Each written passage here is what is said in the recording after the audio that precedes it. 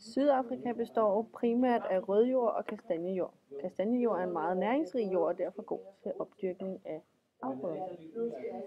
I Sydafrika falder der maks 200 mm regn om året, og det er med til at gøre Sydafrika til et semi-aridt område.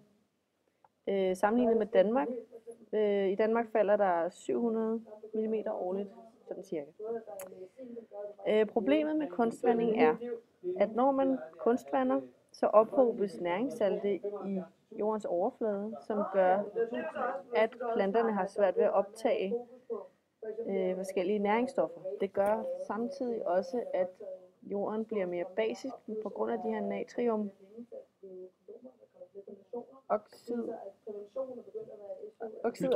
hydroxider. Og det gør, at det forringer jordkvaliteten, fordi planterne ikke kan optage næringsstoffer.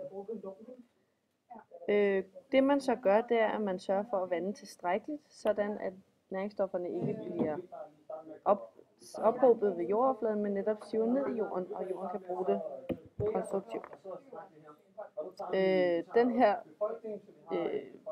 Alt det her vand, det skaffes fra floder rundt omkring i landet, og der er for eksempel en stor tilførsel fra Lesotho og søen.